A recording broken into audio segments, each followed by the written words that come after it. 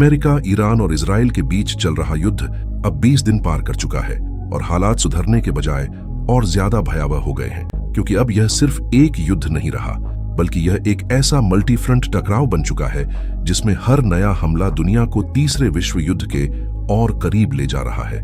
पिछले 48 घंटों में जो हुआ उसने पूरी दुनिया को हिलाकर रख दिया। इजराइल ने ईरान के सबसे बड़े गैस फील्ड साउथ पार्स पर ऐसा हमला किया कि उसकी करीब 12% गैस सप्लाई प्रभावित हो गई। और जैसे ही यह खबर आई, पूरी दुनिया के एनर्जी मार्केट्स में हड़कंप मच गया। लेकिन असली झटका तो तब लगा जब ईरान ने जवाब में सीधे कतर के रास लफान गैस प्लांट, सऊदी और कुवैत के ऑयल इंफ्रास्ट्रक्चर और यहां तक कि इजराइल के हाइफा रिफाइनरी तक मिसाइल दाग दी। यानी अब यह युद्ध सीमाओं से निकलकर पूरी दुनिया के ऊर्जा सिस्टम पर हमला बन चुका है। और अगर आपको लगता है कि यहीं पर मामला रुक जाएगा तो आप गलत हैं, क्योंकि अब अमेरिका भी खुलकर मैदान में उतर चुका है।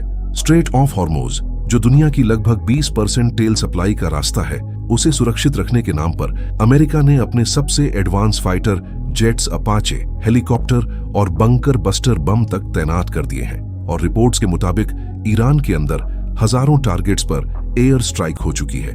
यानी अब यह सिर्फ हवाई हमलों तक सीमित नहीं रहा, बल्कि जमीन पर भी युद्ध की तैयारी शुरू हो चुकी है। और इसी बीच इजराइल ने 24 घंटे में 200 से ज्यादा टारगेट्स को हिट कर दिया। सोचिए, 24 घंटे में 200 हमले या कोई सर्जिकल स्ट्राइक नहीं, यह एक फुल स्केल वॉर है जिसमें हर तरफ से हमले हो रहे हैं। लेबनान, इराक, खाड़ी देश, हर जगह तनाव फैल चुका है। और यही वजह है कि अब एक्सपर्ट्स खुलकर कहने लगे हैं कि यह सिर्फ एक रीजनल वॉर नहीं रहा, यह धीरे धीरे ग्लोबल कॉन्फ्लिक्ट में बदल रहा है। और इसी वजह से पूरी दुनिया में एक ही डर फैल रहा है, क्या यह तीसरे विश्व युद्ध की शुरुआत है? लेकिन दोस्तों, इस पूरी कहानी में सबसे बड़ा ट्विस्ट अभी बाकी है, क्योंकि जब पूरी दुनिया युद्ध की आग में जल रही है, जब बड़े बड़े देश एक दूसरे को खत्म करने की तैयारी में लगे हैं, तब एक देश ऐसा है जो इस पूरे गेम को बिल्कुल अलग तरीके से खेल रहा है। और वो देश है भारत। जी हाँ, भारत, जिसने बिना कोई शोर मचाए, बिना किसी धमकी के, बिना किसी सैन्य हस्तक्षेप के एक ऐसा कदम उठाया है जिसने दुनिया के बड़े बड़े देशों को सोचने पर मजबूर कर दिया है। और यही वह मोमेंट है जहां कहानी अचानक पलट जाती है, क्योंकि जहां एक तरफ मिसाइलें चल रही हैं, वहीं दूसरी तरफ भारत के कार्गो विमान चुपचाप उड़ान भर रहे हैं। और उनमें भरे हैं ऐसे सामान जो युद्ध नहीं बल्कि जिंदगी बचाते हैं। लेकिन सवाल यह है कि आखिर भारत ऐसा क्यों कर रहा है? क्या यह सिर्फ इंसानियत है या इसके पीछे कोई बहुत बड़ी रणनीति छुपी हुई है? क्योंकि जब दुनिया हथियार भेज रही है, भारत दवाइयां भेज रहा है। और यही फर्क पूरी कहानी को बदल देता है। आगे जो हुआ उसने पूरी दुनिया को चौंका दिया।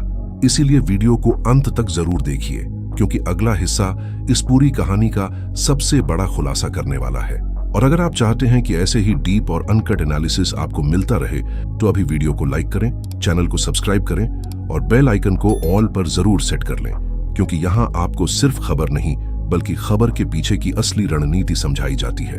और अब कहानी का सबसे अहम हिस्सा शुरू होता है, क्योंकि जब पूरी दुनिया यह सोच रही थी कि अब सिर्फ बम और मिसाइल ही इस युद्ध की दिशा तय करेंगे, उसी समय भारत ने एक ऐसा मास्टर स्ट्रोक खेला जिसने इस पूरे गेम का नैरेटिव बदल दिया। भारत ने चुपचाप, बेहद रणनीतिक तरीके से एक ऐसा ऑपरेशन प्लान किया जो सिर्फ मदद नहीं था, बल्कि एक कूटनीतिक संदेश भी था। नई दिल्ली में बैठकर विदेश मंत्रालय, स्वास्थ्य मंत्रालय और भारत की बड़ी फार्मा कंपनियों जैसे सन फार्मा, सिप्ला और डो रेड्डीज ने मिलकर एक ऐसा मिशन तैयार किया जो दुनिया के किसी भी सैन्य ऑपरेशन से कम नहीं था। लेकिन फर्क सिर्फ इतना था कि इसमें हथियार नहीं बल्कि जीवन बचाने वाली दवाइयां थीं।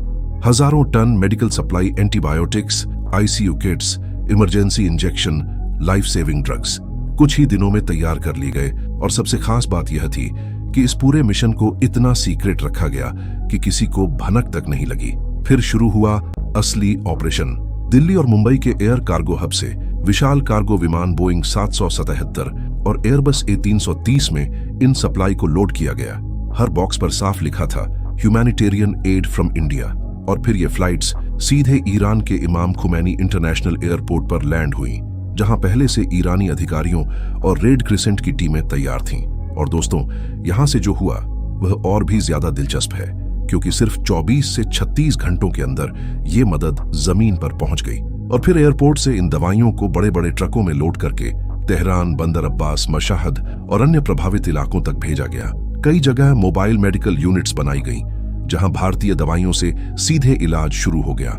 हजारों मरीजों को राहत मिली और यही वह पल था जब ईरान को एहसास हुआ कि असली दोस्त कौन है।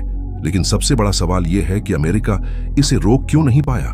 जवाब बेहद सीधा है, क्योंकि यह हथियार नहीं, ह्यूमैनिटेरियन एड थी और अंतर्राष्ट्रीय नियमों के तहत इसे रोका नहीं जा सकता। और यहीं पर भारत ने अपनी सबसे बड़ी ताकत दिखाई। संतुलित विदेश नीति, बिना किसी टकराव के, बिना किसी दबाव के, भारत ने यह साबित कर दिया कि वह अपने फैसले खुद ले सकता है और यही इस पूरे ऑपरेशन की सबसे बड़ी जीत है। लेकिन दोस्तों, अगर आप सोच रहे हैं कि यह सिर्फ इंसानियत है तो थोड़ा रुकिए, क्योंकि इसके पीछे एक और बड़ी रणनीति छुपी हुई है। भारत और ईरान के बीच फार्मा ट्रेड भले छोटा दिखता हो, लेकिन इसका स्ट्रेटेजिक महत्व बहुत बड़ा है।